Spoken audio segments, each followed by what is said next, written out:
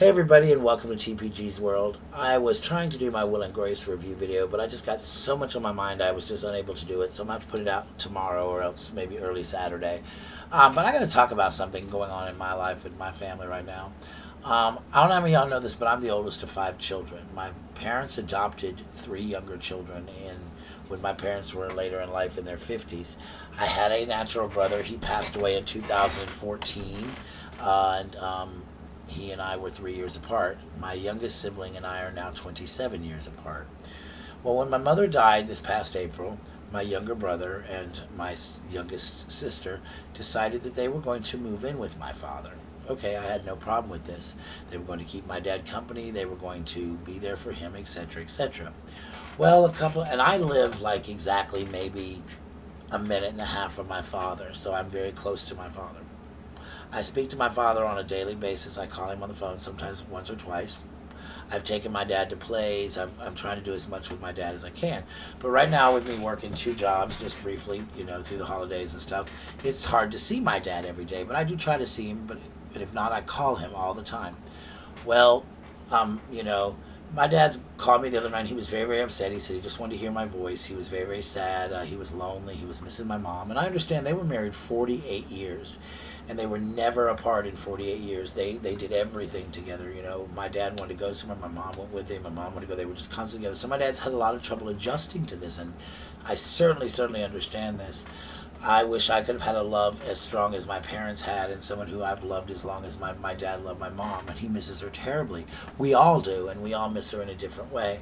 So my father called me, this was probably 2 or 3 nights ago, and he was very, very upset. He was just terribly missing my mom, trying to deal with that. He was lonely because he's been complaining ever since my little brother moved in with him in April, and my sister, that they're never there. My sister's either out with somebody, or she's spending the night away, or she moves in for a week and she moves out for a week. And my little brother stays in his room all the time. He never comes out. He plays video games. My father's in his 70s. He has a bad back. He is currently taking shots for his back for pain medication. They want to give him a surgery, but the surgery that he's having is the same one that basically killed my mother. So doesn't want to have the surgery. He's really debating on whether or not he can do it. They will not clean his home. They won't sweep his floors. They won't mop his floors. They won't do his dishes. And they make my father do this. Both of them have quit their jobs. They're living there for free, mind you, for free.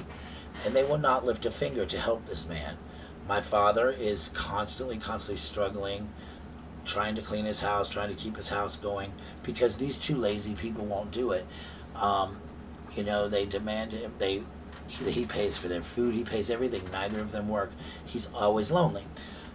So tonight I'm at work at the Halloween store, and I get a text from my sister, and she's like, it wouldn't hurt you to come see Dad, even if it was for 5 minutes. And I'm like, what the hell are you talking about? I see Dad all the time. I just saw him yesterday. I talk to him all the time. I just talked to him before I came to work, etc., etc. And she's like, yeah, well, whatever.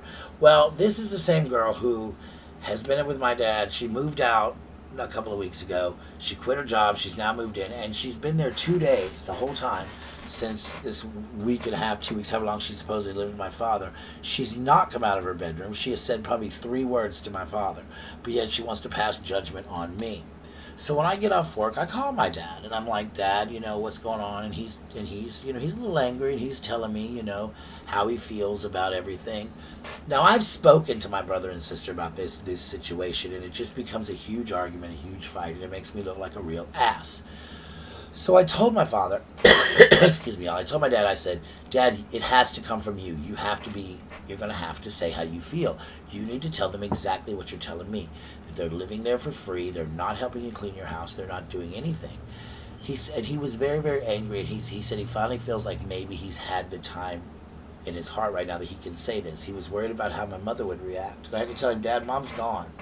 And as much as I hate to say that, if Mom was still alive, Mom would be the one saying this to them. Look, you're living here with me for free. You're doing nothing. You're staying in your room.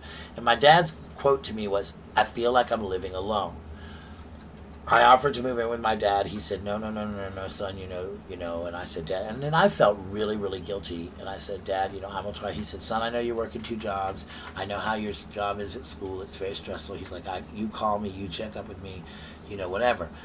I'm taking my dad to the fair this coming week and all this kind of stuff. If he can go, he has trouble going a lot of places because his back hurts so bad. So yet here's this man who is in his 70s, who has raised these two children as his own. He has paid for them through school. I mean, he got them when they were very little. He has been a father to them. He has been everything to them. And yes, they have found their natural family, and they talk to them all the time. But however, they're living in this man's home for free. And I don't like to say this, but I am my father's natural child. So, of course, this bothers me even worse. They are not doing anything, and yet every time I go over there, it's all about how bad I am and what an ass I am and this, that, and the other. So I guess I'm going to have to just go over there tomorrow and put my foot down and just really let him have it. And I may end up having to move in with my father just because it's time that somebody comes and takes control. My father, they haven't diagnosed it, but he's starting to show early signs of dementia. Sometimes he'll forget things and things like that. He'll call me with something and tell me, and then call me 10 minutes later with the same thing and totally forgot that he said it. So my dad's not getting any better. He misses my mother terribly. He's depressed. There's days he doesn't eat. We have to remind him to eat. He's living, and he's getting worse and worse by the day.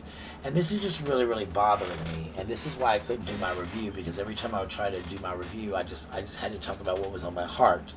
And this is really what's on my heart. And I just had to come to you guys and vent, because that's what my channel's about, is just me telling you what's going on in my life. And my father and I, we weren't always close growing up, but as I've gotten older, we've gotten very close. And now that my mom's gone and my brother's gone, this is all I have is my dad. He's my father. And my dad did the best he could raising us as children. He always gave us the best life that he could possibly give us as children.